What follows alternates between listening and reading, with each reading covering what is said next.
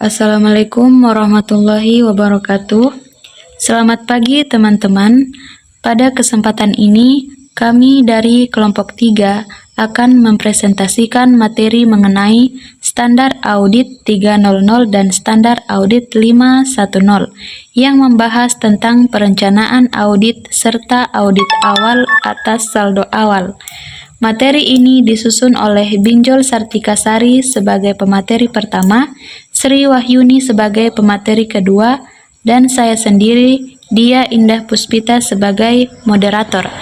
Baiklah, saya akan mempersilahkan pemateri pertama untuk membacakan presentasi kami. Baik, terima kasih kepada moderator sudah memberikan kesempatan. Di sini saya akan membacakan materi kami. Fondasi audit yang efektif. Standar audit atau SA merupakan seperangkat pedoman profesional yang mengarahkan auditor dalam pelaksanaan audit atas laporan keuangan.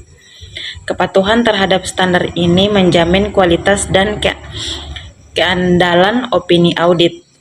Standar audit 300 perencanaan audit, SA 510 audit awal sampai saldo awal. Standar audit 300 mengarahkan audit. Tujuan utamanya standar audit atau SA 300 adalah untuk memastikan auditor dapat merencanakan audit secara memadai.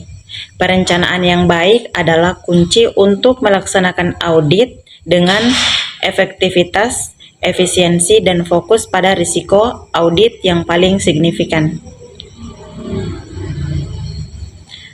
Perencanaan yang efektif memungkinkan auditor mengalokasikan sumber daya yang tepat untuk area yang paling berisiko. 6 unsur kritis dalam perencanaan SA 300. Yang pertama, ada strategi audit. Menetapkan strategi audit menyeluruh yang menentukan ruang lingkup, waktu, dan arah audit. Kedua, rencana audit. Menyusun rencana audit rinci yang mencakup sifat, saat, dan luas prosedur audit. Ketiga, materialitas awal. Menentukan materialitas awal untuk mengidentifikasi ambang batas salah saji yang signifikan. Keempat, penilaian risiko. Menilai risiko salah saji material, baik pada tingkat laporan keuangan maupun asersi. Kelima, tim audit. Menetapkan komposisi tim audit yang sesuai dengan kompetensi dan tanggung jawab. Keenam, mendokumentasikan semua keputusan perencanaan dan hasil penilaian risiko dengan baik. Saya kembalikan kepada moderator. Terima kasih.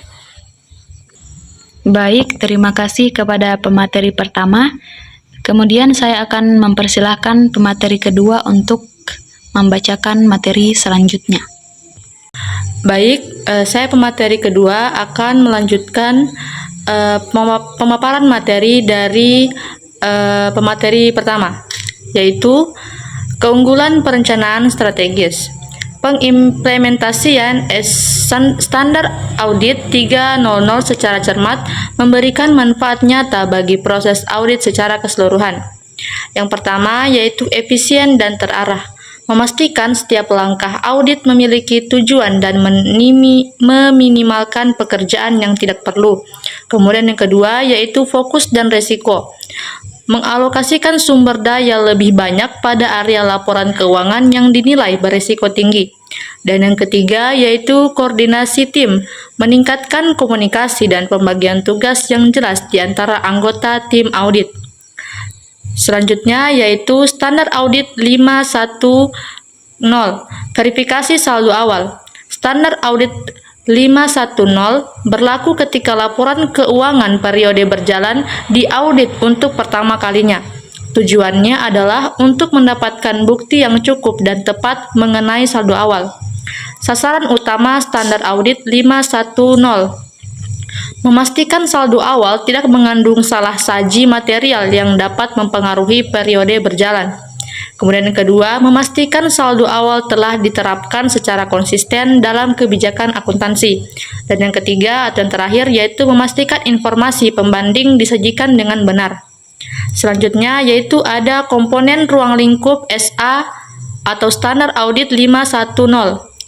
Audit saldo awal berfokus pada 3 komponen kunci yang harus diverifikasi keandalannya, yaitu yang pertama saldo awal, yang kedua dasar audit, yang ketiga informasi komparatif, yang keempat yaitu konsistensi kebijakan.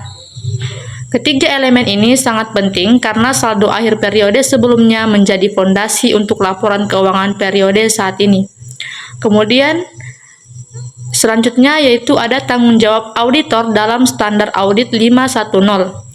Audit memiliki kebijakan untuk melaksanakan prosedur audit spesifik guna memverifikasi keandalan saldo awal, mendapatkan bukti, memperoleh bukti audit yang cukup dan tepat bahwa saldo awal bebas dari salah saji material.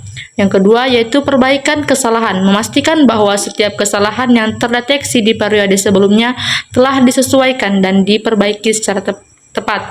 Kemudian ketiga yaitu konsistensi kebijakan, menilai apakah kebijakan akuntansi yang diterapkan pada saldo awal telah diterapkan secara konsisten di periode berjalan. Kemudian tindakan saat ditemukan salah saji material. Jika auditor menyimpulkan adanya salah saji material dalam saldo awal, auditor wajib mengambil langkah-langkah profesional yang tegas sesuai dengan standar. Yang pertama yaitu pengujian tambahan. Melaksanakan prosedur pengujian substantif dan analitis tambahan untuk mengkuantifikasi dampak salah saji tersebut. Kemudian yang kedua yaitu modifikasi opini.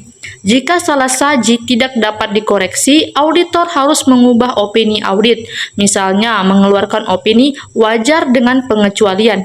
Kemudian, pelaporan transparan, menjelaskan secara jelas dalam laporan audit mengenai sifat dan dampak dari salah saji material tersebut. Kemudian, yang terakhir yaitu ada sinergi menuju audit profesional.